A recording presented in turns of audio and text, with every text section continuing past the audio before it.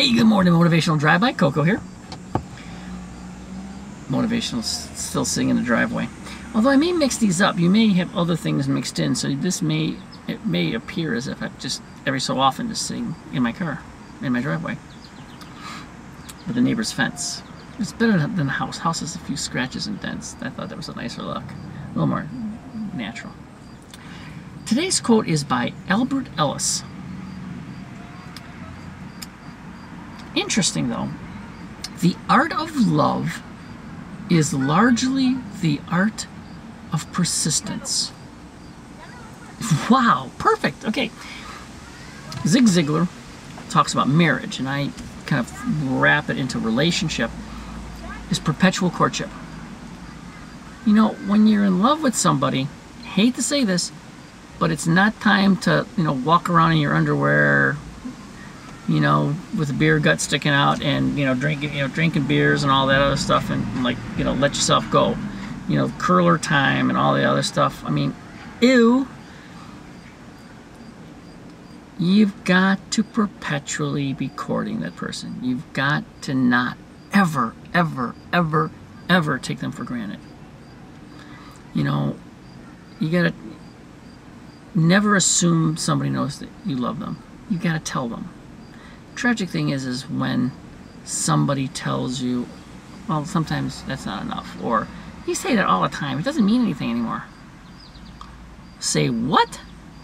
If somebody tells you they love you, that is like miraculous, amazing, stupendous. I'm sorry. I mean, take Post-it notes and little markers and things, and leave little love notes.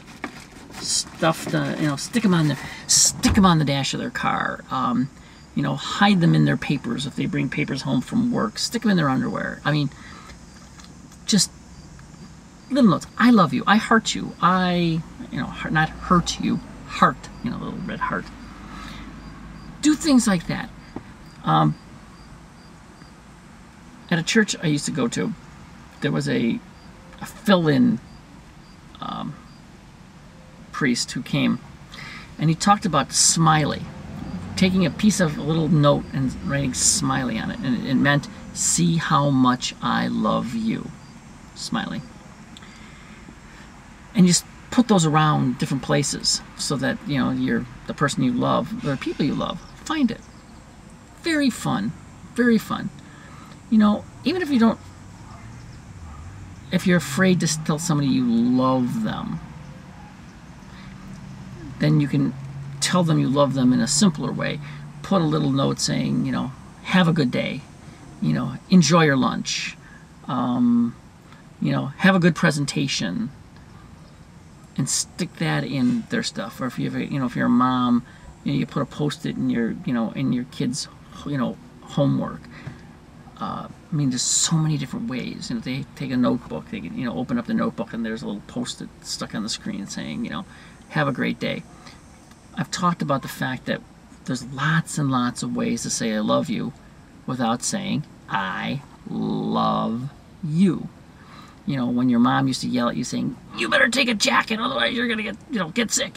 You better wear a hat, otherwise you're going to catch a cold. You better wear your galoshes because you're going to, and you used to think, oh, how burdensome is this? That was mom saying, that was in mom language, that's I love you. You gotta learn to listen to the people who you love and who love you.